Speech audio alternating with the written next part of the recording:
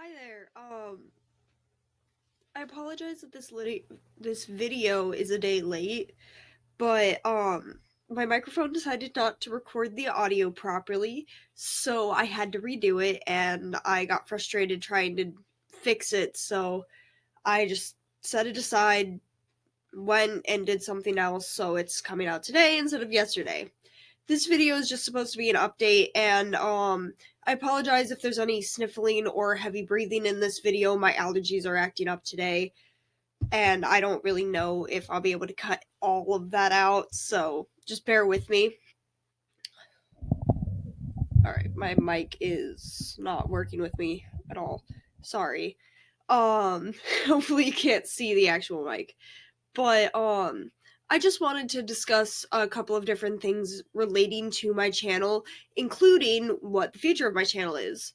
I got a couple of these ideas off of my supervisor on what to talk about, so I'll have to give credit for that. Anyway, I wanted to first of all discuss what my Apex project actually is so that you guys can understand what it at my school. I go to a STEM school, so at my school, at the end of the year, we have a giant project that we present to different individuals of the public. And for grades 9 through 11, you all do that the same night, but seniors graduate a month earlier than everyone else leaves school, so they have to have their own little section. So in May will be when our final Apex presentation will be. What the actual project is depends on what grade you're in. For when I was in these grades, and from what I've seen moving up, currently, I believe for freshmen, you have to do a poster. For sophomores, you have to do some sort of briefcase. For juniors, I believe it's still a landmark. I made a mental asylum for mine, which was pretty cool. And then senior year is very open ended and you create on your own. You have to, for the other three grades, you have to take what you've done over the school year and tie it all together into this one project that shows how you've grown and just all that other stuff that schools want to know.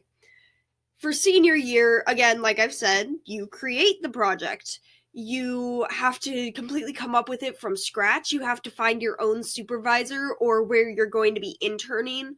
You have to figure out what you want to do for the entire project, and it can be very time consuming and difficult to do.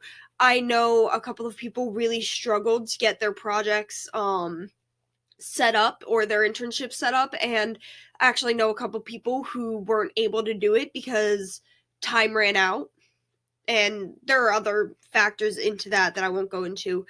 But my project, as you know, is this channel, and thus far I'm fairly proud of it, even though it's not the best, most uh exaggerated channel out there. It's not super clickbaity, it's not famous or anything. I have 5 subscribers, but it is something that I have worked very hard on and I continue to work hard on.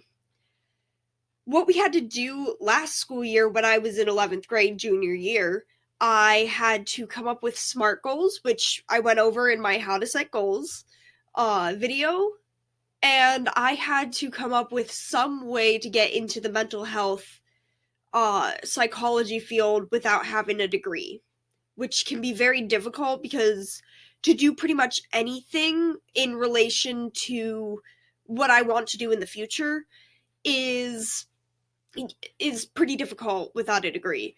So I came up with the idea of, well, there's a lot of mental health YouTubers and quite a few of them don't have degrees yet, are working on degrees, or are going to go to get degrees. So I could do that. And I've wanted to start a YouTube channel for years. I didn't know what to do with that YouTube channel, so I just never did. But here we are. Where else can you find me? Right now, I don't have anything else besides my channel that is based specifically around mental health, but I could leave my links to my Instagram down below. That's just personal Instagram about my life. I can't promise that you'll be able to follow, but I can leave it down there. if anybody wants. I do post some mental health and activist stuff on there, so I also have other school projects that I'm currently working on, which is one of the reasons that videos might have seemed a little rushed in the past couple of months. Such as my Be the Change project for language arts. I am planning to give a talk at a local library nearby, and I'm hoping that I can get it filmed so that I can upload my talk to YouTube and show you guys what I've done and help make that the start of my of a series about a disorder called dissociative identity disorder. I'm gonna move this up here. There we go. And I'm not going to get into what that disorder is because that's not what this video is about, but I'm very excited, and I hope that potentially in the future I can continue giving talks about mental health, not just about DID, about schizophrenia and depression and anxiety, or just mental health in general, and really try to end some of the stigma that comes with living in an area that's similar to mine. I live in a surprisingly open conservative area, if that makes any sense. But what is the future of my channel though? Because come May, I will no longer be working with my supervisor. This will no longer be a school project. I don't know if she's planning to continue to follow my channel and to see what I'm up to or not, which she's totally welcome to. That would be great if I could keep that communication open, but I will no longer be held under the restrictions that my school gives me, so I might start delving into some other things that aren't necessarily something you would focus on in a school project because they might be more difficult to talk about, such as eating disorders or self-harm, just really difficult topics for most people to talk about. And because I'm not monetized, I won't be anytime soon because you need a lot more subscribers than I have.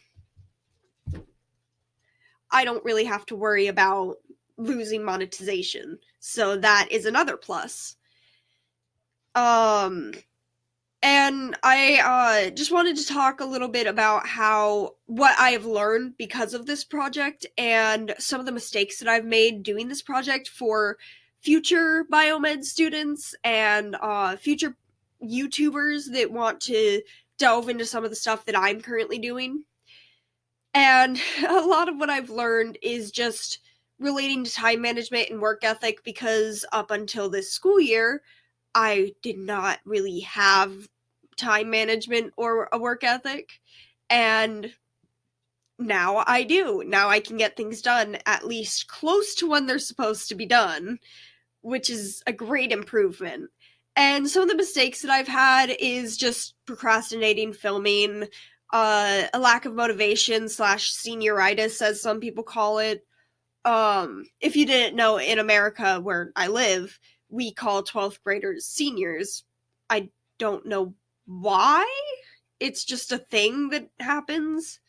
So I'm in 12th grade, also the last traditional school year before we go off to college or university or whatever. So that's an explanation of that. I also had a lack of planning from before this whole project started, which was completely my fault. I'm lazy. I'm gonna be honest. I didn't want to do the work, and now I'm struggling to get things done because of it. So that was on me. But I did get this stuff done.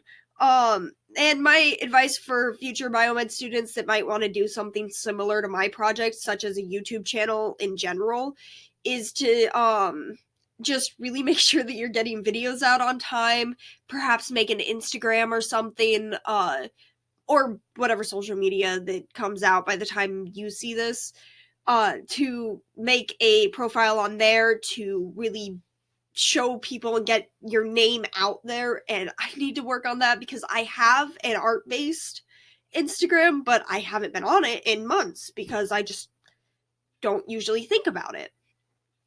And just in general, don't be afraid to do a research project because I've had a lot of fun doing this thus far. And even the most boring part, the part that I thought would be most boring, the research, has actually been really, really interesting and really, really fun because that's what I find interesting. So I know a lot of people have enjoyed doing their research projects, and a lot of people go for internships, but you don't have as much control over what you do in an internship. So I think it's better to do a research project. But at the same time, if you are as bad as I used to be with personal agency, one of my school's attributes, then it might be better to do an internship because you'll have someone else regulating what you do. It also helps me that my supervisor, Michelle, is very open to what I want to be doing with my channel, and I'm very appreciative of that. She's an amazing supervisor and an amazing therapist, etc. She she's really nice and such. Um, yeah. The last thing I wanted to talk about is that I noticed that a lot of channels don't really have playlists on their profile that shows research that they've done.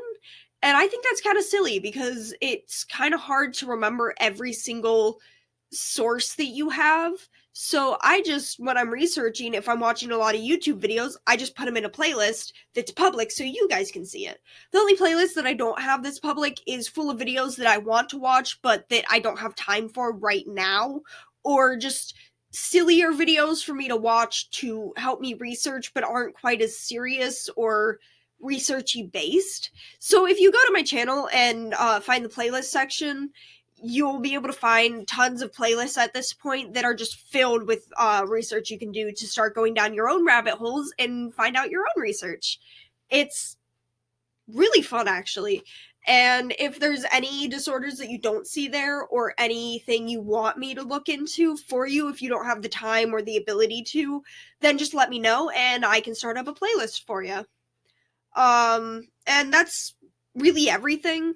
Hopefully, my audio worked better this time and that my allergies weren't too bad while filming this. So that's everything. If you have any questions, leave them down in the comments. I'll try to remember to link my Instagram and my supervisor's website. So, yeah, don't forget to subscribe and sign in for my next video.